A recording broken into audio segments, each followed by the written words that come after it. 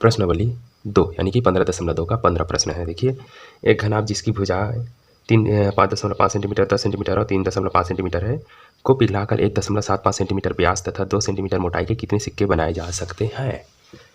तो प्रश्न तो काफ़ी इंटरेस्टिंग है, अच्छा है। चलिए इसको बनाने की कोशिश करते हैं, है ना। तो सबसे पहले दिया गया है, उसको लिखते हैं। तो यहाँ एक घनाभ है, घनाभ को पिघलाकर जो है उसको सिक्का बना रहे हैं, ठीक है। तो चलिए घनाभ का जो है लिख लेते हैं, जो भी भुजा है दिया है, घनाभ की भुजाएं। घनाभ की भुजाएं दी है, 3 ठो भुजा है, एक 5.5 है, दूसरा 10 सेंटीमीटर है और तीसरा जो है 3.5 सेंटीमीटर है, ठीक है। तीनों भुजा लिख लिया और दिया है इसको पिघलाकर जो है एक सिक्का बनाया जाता है। सिक्का कैसा रहता है, सिक्का जो है बिल्कुल भी ये समझ लीजिए ये जो है बेलन ही है, ठीक है। बेलन को छोटे छोटे टुकड़ा में काट दोगे तो सिक्का ही बनेगा, यानी कि इधर गोलाई है और ये जो इसका मोटाई है, इसका ऊंचाई है, ठीक है। सिक्का भी बेलन ही है, ठीक है। तो यहाँ पर बोल रहा है कि इसका व्यास दिया है, ठीक है, यानी कि सिक्का कहो या बेलन कहो, ठीक है। तो चलिए इसको लिख लेते हैं सिक्का। सिक्का का व्यास, व्यास कितना है देखिए 1.75 है। तो हमें त्रिज्या क्या हो मिलेगा, इसका त्रिज्या r बराबर जो है जो भी रहता है व्यास उसका आधा हो जाता है त्रिज्या, यानी कि 1.75 है।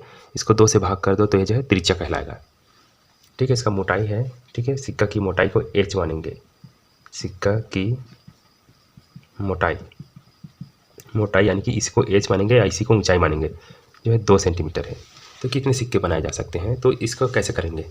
सबसे पहले हम जो है इस घनाभ का आयतन निकालेंगे, ठीक है।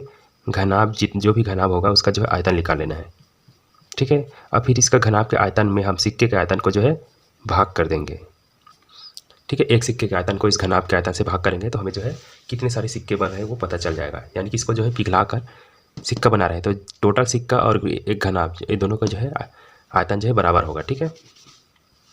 तो चलिए वही सूत्र लगाएंगे। सबसे पहले तो हमें इन दोनों का आयतन निकालना है, ठीक है। तो घनाभ का आयतन, घनाभ का आयतन कैसे निकालते हैं, इसके तीनों भुजा को गुना कर देते हैं। तो चलिए गुना करते हैं। घनाभ का आयतन में ये जो है 5.5 है, तो इसका दशमलव हटाएंगे तो आप जो है उसके नीचे हम 10 लिख सकते हैं, ठीक है। यानी कि मान लीजिए 3.4 है तो इसका दशमलव हटाएंगे 3 लिखेंगे तो दशमलव के बाद 1 अंक है तो 1 जीरो डाल देना इसे। अब मान लीजिए 2.34 है तो इसका दशमलव हटाना है तो 2 3 4 लिख दो, दशमलव के बाद 2 अंक है तो 1 के बाद 2 जीरो डाल दो, ठीक है। जैसे यहाँ दशमलव के बाद 1 अंक है तो 1 के बाद 1 जीरो, दशमलव के बाद 2 अंक है तो 1 के बाद 2 जीरो, ठीक है। सेम वैसे किया है हमने, ठीक है। 55 को हम लिखते हैं 5.5 को लिख दिया 55/10। उसके बाद जो है दूसरा भुजा 10 है तो इसको भी गुना करेंगे। घनाभ का आयतन मतलब तीनों भुजा को गुना कर देना है, ठीक है। लास्ट है 35, यानी कि 3.5 को 35 लिख दो, उसके भी बटे में 10 डाल दो, ठीक है। तो 3.5 का ये बदला रूप है। चलिए इसको हल करेंगे तो क्या मिलेगा, देखिए 10 से 10 कट गया, ठीक है। अब हमें जो है 55 और 35 का गुना करना होगा, ठीक है। तो 55 और 35 का आप गुना करेंगे तो करके देख लेना, ठीक है। रफ कार्य में मैंने पहले से गुना करके देख लिया तो जो है 1925 आ रहा है, उसका बटे में 10, यानी कि आयतन हमें क्या मिलेगा।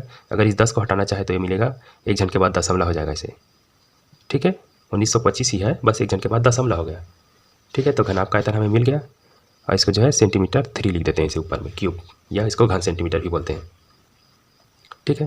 तो ये हमें घनाभ का आयतन मिल गया। इसी तरह से सिक्का का आयतन, ठीक है। सिक्का यानी कि बेलन का आयतन, सिक्के का आयतन, सिक्के के आयतन के लिए हमें जो है बेलन का सूत्र लगाना पड़ेगा, बेलन के आयतन का। तो ये होता है पाई r² h, ठीक है। इसी में मान रखेंगे तो पाई का मान हमें 22/7 पता है।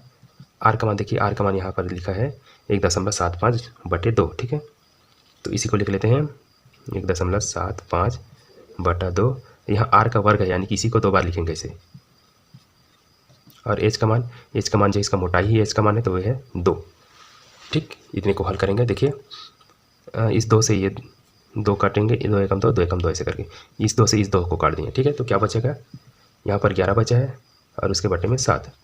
देखिए इसका भी दशमलव हटाएंगे तो 1 7 5 लिख देंगे, दशमलव के बाद 2 अंक है, यानी कि 1 के बाद 2 जीरो डाल दो।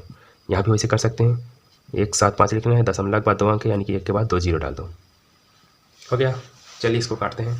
तो देखिए 7 से कट जाएगा, 7 दूनी 14, 3 बचेगा तो 35 हो जाएगा। तो 7 पंचे 35, यानी कि 25 बार में काट दिया इसको, ठीक है। तो क्या मिल रहा है, देखिए यहाँ पर जो है 11 है और यहाँ जो है 25/100 और यहाँ पर जो है 175 बटे फिर 100 है। क्या ये कट जाएगा, यस कट जाएगा। देखिए 25 के पहाड़ा में कट जाएगा, 25 से कम 25, 25 4 बार में 100। उसी तरह से ये 25 बार में 4 बार में 100 होता है, तो ये 25 के पहाड़ा में 7 बार में 175 होता है। ठीक है, तो इसको कटाना चाहेंगे तो इसका आयतन क्या मिलेगा, 11 और 7 का गुना करना पड़ेगा ऊपर में, और नीचे में क्या है 4 और 4 का है, तो 4 और 4 का गुना 16 हो जाएगा। ठीक है, अभी से लिख लिया है, या फिर आप जो है 4 गुना 4 लिख लेना, तो ऊपर में 77 हो जाएगा देखिए, और नीचे में 4 चौक 16, यानी कि 77 को आपको जो है 16 से भाग करना होगा।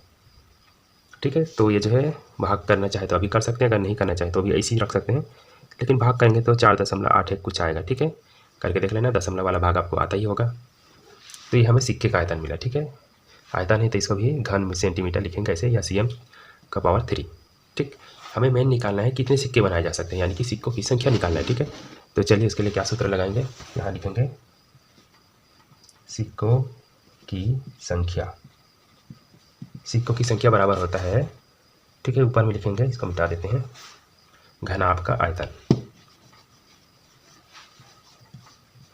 ठीक है, तो लिखेंगे घनाभ का आयतन, घनाभ का आयतन बटे एक सिक्के का आयतन। ठीक है, एक सिक्के का आयतन। ठीक है, सिक्कों की संख्या निकालने को बोल रहा है, तो हमें जो है ये घनाभ जितना बड़ा होगा उसको जो है एक एक सिक्का से भाग कर देना है। ठीक है, तो पता चल जाएगा कि कितने सिक्के बन रहे हैं। तो घनाभ का आयतन हम निकाल चुके हैं, क्या देखिए, घनाभ का आयतन हम निकाल चुके हैं 192.5, यानी कि यहाँ लिखेंगे 192.5। एक सिक्के का आयतन हम निकाल चुके हैं, देखिए सिक्के का आयतन जो है यहाँ निकला है 4.81, कितना सारा कटा के निकाले हैं 4.81। इसको भाग करके देखिएगा आप जो, ठीक है, तो इसको अगर आप भाग करके देखेंगे तो आपको जो है आंसर मिलेगा, हाँ ये जो है 40.02 कुछ ऐसा आएगा। ठीक है, तो इसका मेन आंसर जो है 40 ही मान लेना है। तो जो है इस प्रश्न का उत्तर आ जाएगा 40, यानी कि उस घनाभ को पिघलाकर अगर हम सिक्का बनाएंगे इस प्रकार के जो है व्यास वाले 1.75 और 2 सेंटीमीटर मोटाई वाला, अगर हम सिक्का बनाएंगे तो लगभग 40 सिक्के बनेंगे। ठीक है, यही इसका आंसर है। और समझ में आया होगा, अच्छा लगा होगा तो लाइक कर देना, नोट करना चाहे तो नोट कर लीजिएगा, कमेंट करके बताना आपको कैसा लगा। मिलते हैं इसके अगले प्रश्न के साथ।